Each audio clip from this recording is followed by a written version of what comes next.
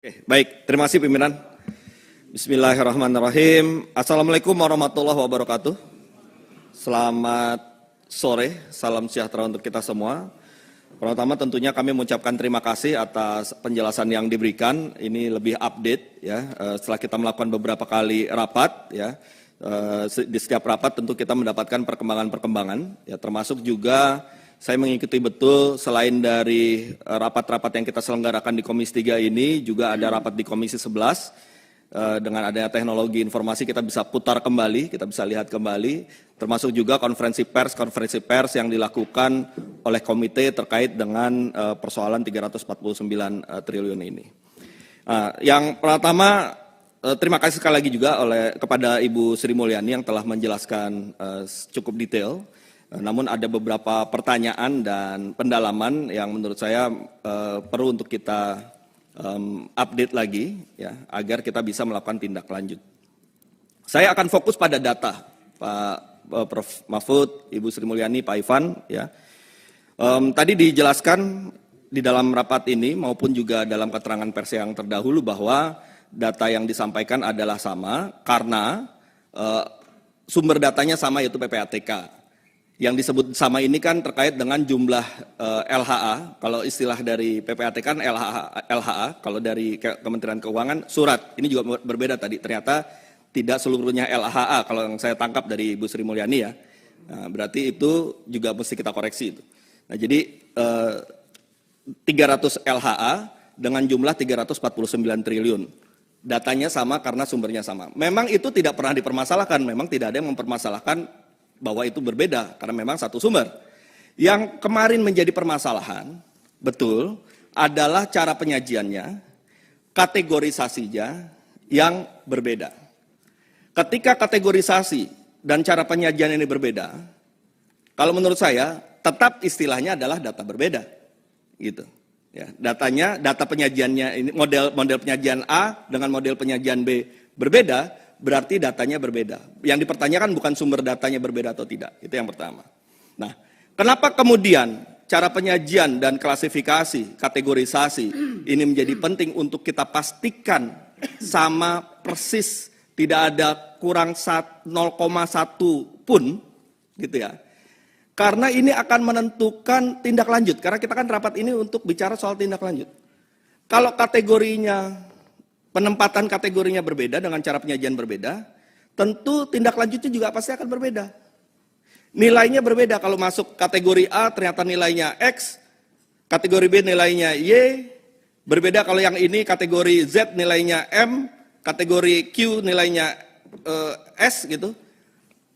Langkah selanjutnya pasti berbeda. Karena itu, ya, kami memohon agar kita mendapatkan satu kepastian penyajian dan kategorisasi data. Yang ini harus bisa menjadi pegangan kita untuk tindak lanjut. Nah sekarang saya melihat juga sebenarnya ketika disandingkan tadi dalam keterangannya Ibu Sri Mulyani, ternyata masih berbeda. Nah sekarang coba kita bahas bersama. Bisa ditayangkan yang perbandingan data dugaan ini. Mana operatornya? Perbandingan data dugaan TPPU 2009-2023. Dua data, persandingan dua data. Yang data dari Ibu Sri Mulyani. Siapa operatornya? Oke ya, tolong bisa sembari dari Ibu ya. Halaman 5. Oke, ya sembari lanjut. Yang pertama, yang saya berikan masukan, karena tadi ada dua istilah yang berbeda, yang nanti akan berujungnya berbeda. Ini koreksi kalau saya keliru ya. Antara penggunaan istilah LHA dengan surat. Karena menurut keterangan Ibu Sri Mulyani, tidak seluruhnya LHA. Dalam tabel ini disebutnya LHA. Nah, kita kategorikan mana yang memang LHA, mana yang dia surat dalam bentuk apa tadi, analisis transaksi. Karena berbeda. Jadi itu dulu yang kita sinkronisasi. Yang kedua, udah belum bisa ditayangkan ya. Yang kedua, Ada 3 kategori di sini yang disampaikan oleh Ketua Komite, ya. Kategori pertama adalah transaksi keuangan mencurigakan pegawai Kemenq. Kategori kedua adalah transaksi keuangan mencurigakan yang diduga melibatkan pegawai Kemenq dan pihak lain. Kategori ketiga adalah transaksi keuangan mencurigakan terkait kewenangan. Oke, kita bisa lihat sama-sama 2 persandingan ini. Di kategori pertama, transaksi keuangan mencurigakan pegawai Kemenq, ya, ada total, kalau kita sandingkan ini, ternyata masih selisih nilainya. Sebesar 431 miliar 674 juta. 431 miliar ini besar. Ya. Nah, mungkin bisa komite mensandingkan dulu nih. Mana yang dipakai? Kita mau pakai 354,8 triliun atau 35,548 triliun atau 35,117 triliun. Karena bedanya adalah 431,674 sekian miliar. Karena ini penting, nilai satu surat dia bisa berbeda nanti nilainya. Kepada siapanya juga berbeda. Itu satu. Yang kedua, di kategori kedua pun juga berbeda. Yang data yang pertama itu 53, data kedua 47. Ya, ada perbedaan 6,8 T, besar. Ya, tepatnya 6 triliun 813 miliar sekian-sekian. Kategori ketiga juga berbeda. Ya. Kategori ketiga yang di kiri di komite itu 260, di kanan 267. Memang totalnya sama, meskipun beda beda 1 rupiah. Ya. Oke, itu baru nilai ini. Nilai mana yang dipakai kalau kita mau tindak lanjut? Apakah nilai yang di kiri atau nilai yang di kanan ketika kita mau menindaklanjuti ini dalam proses pengawalan terhadap persoalan ini? Itu harus kita tentukan dan kita putuskan dulu pada rapat pada hari ini. Karena tetap ini 2 versi kalau menurut saya. Yang berikutnya, karena ini ditujukan juga isunya yang berkembang di awal itu terkait dengan ASN Kementerian Keuangan, di sini juga ada jumlah yang berbeda, ya. Dalam tabel di kiri itu jumlahnya 491. Di dalam tabel kanan 489. Memang bedanya hanya 2, ya. Tapi kan jadi pertanyaan, 2 ini kemana, siapa, apa yang menjadi penyebab dari perbedaan ini? Artinya, kesimpulannya ini banyak juga hal-hal yang ada perbedaan juga yang bisa kita elaborasi, ya. Tetapi yang jadi masalah adalah meskipun ada beda kecil tadi cuma 2 orang, tapi kalau nilai cukup besar, ini harus kita sepakati dulu. Pakai data PPATK yang diserahkan kepada komite kemudian dipublikasikan, atau pakai data PPATK yang kemudian diserahkan kepada Kementerian Keuangan, yang kemudian diverifikasi oleh Kementerian Keuangan dengan hasil seperti ini, apakah itu yang dipakai atau kita tetap kembali yang pertama? Itu menurut saya rapat ini mudah-mudahan bisa memastikan, saya mohon ketegasan dari kita semua ya untuk memastikan mana, karena ini berhubungan dengan tindak lanjut. Yang berikutnya, tadi yang soal LHA itu ya, itu di bagian bawah itu juga sudah ada penjelasannya, menurut saya juga harus kita koreksi nantinya ke depan ya. 200 surat itu LHA-nya itu 34, sementara 166 informasi transaksi keuangan. Di atas itu, di yang kiri, tulisannya semua LHA tuh. Kelompok dalam LHA, jumlah LHA. Padahal bukan begitu. Ternyata LHA-nya 34, sisanya informasi transaksi keuangan. Jadi mungkin bisa dikoreksi ya supaya kita mendapatkan data yang mudah untuk kita cermati sebagai tindak lanjut. Yang berikutnya, mungkin sudah cukup ini ya. Terkait dengan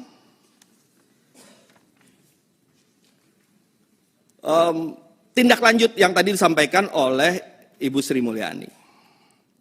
Dari keterangan Ibu Sri Mulyani, saya menangkap bahwa hampir seluruhnya, jadi bukan sebagian besar lagi, hampir seluruhnya sudah ditindaklanjuti. Atau jangan-jangan seluruhnya, dan saya mohon konfirmasi apakah seluruhnya atau hampir seluruhnya atau sebagian besar, karena ini akan berbeda.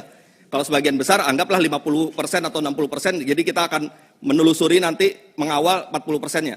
Tapi kalau sebagian besar berarti mungkin sisa 10%, 13%, 15% itu tergantung dari hasil verifikasi ini.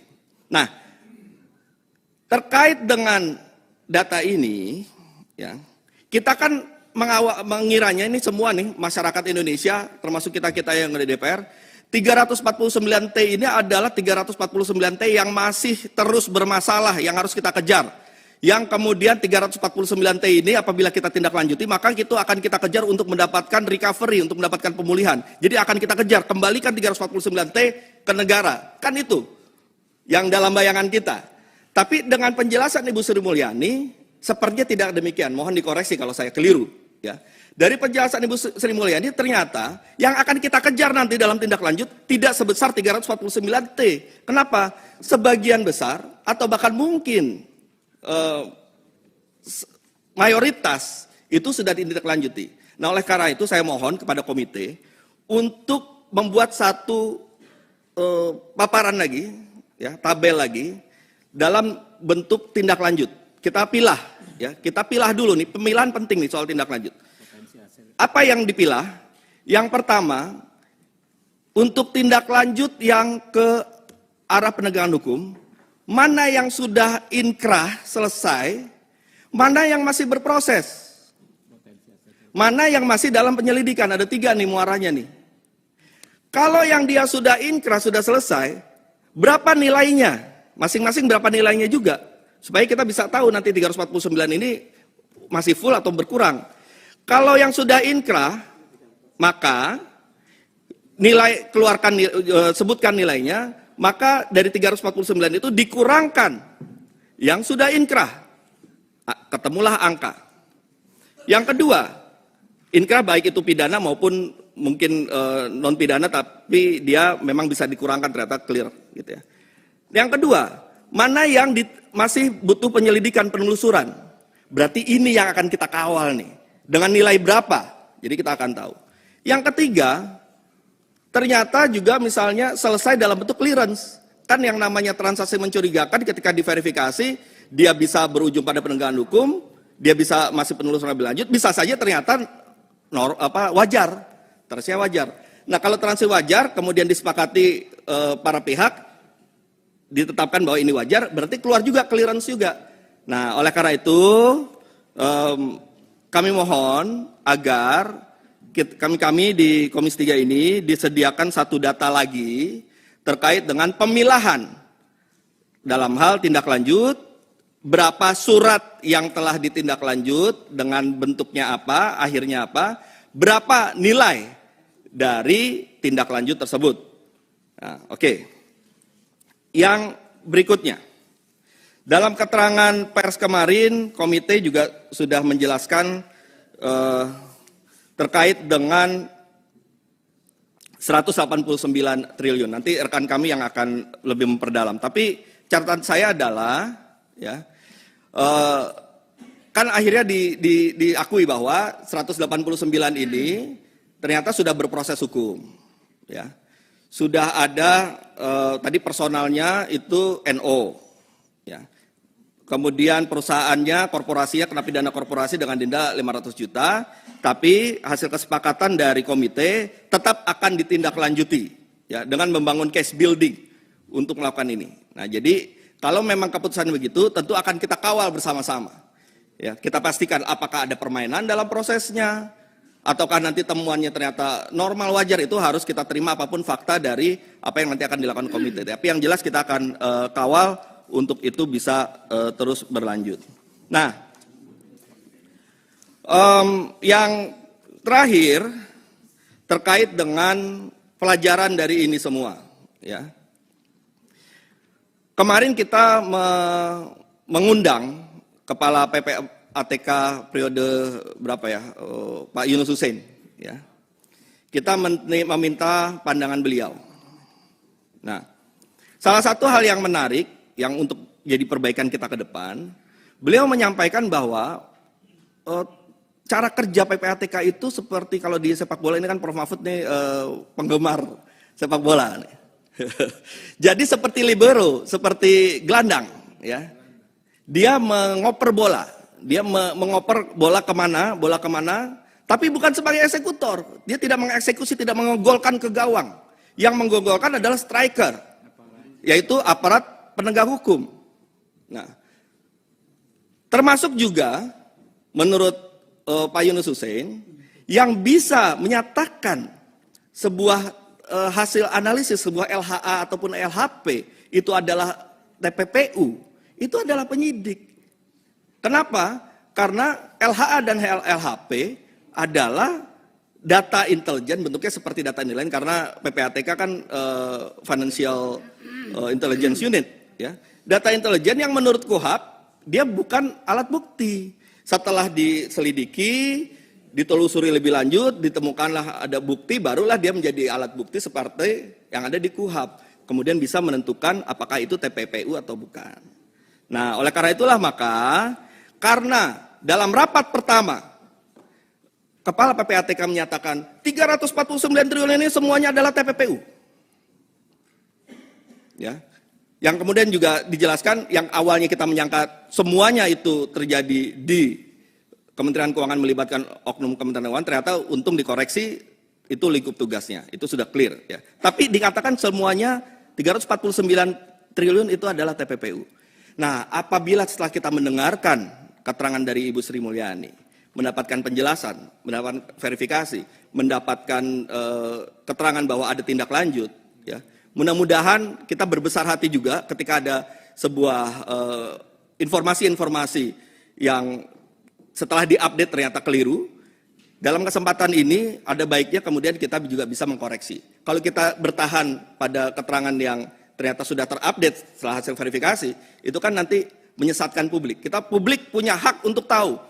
Itu adalah hak konstitusional publik untuk tahu apa yang sebenarnya terjadi. Apakah 349T seluruhnya adalah TPPU? Apakah 349T ini adalah yang akan kita kejar untuk recovery? Ataukah sebenarnya sudah kita bisa pilah lagi datanya sehingga kita punya angka final ya untuk menentukan ini semua. Nah, oleh karena itu saya mohon terakhir kalinya ini, mohon 349T ini kita pastikan berapa angka final yang belum diproses ataupun yang masih kita akan kejar sebagai pengawalan untuk kita semua. Dan saya berharap nanti kita semua kita bisa mendorong dan mengawal ini dalam bentuk pansus. Ya, kalau ada pansus nanti antara komite dengan Menteri Keuangan dengan PPATK bisa kita bantu, kita kawal ya untuk membongkar ini semua, karena memang tujuan kita ingin membongkar semua. Mudah-mudahan hak angket untuk membentuk pansus ini bisa disetujui oleh kawan-kawan semua. Terima kasih pimpinan. Billahi taufiq wal hidayah. Wassalamualaikum warahmatullahi wabarakatuh. Terima kasih Pak Tobas.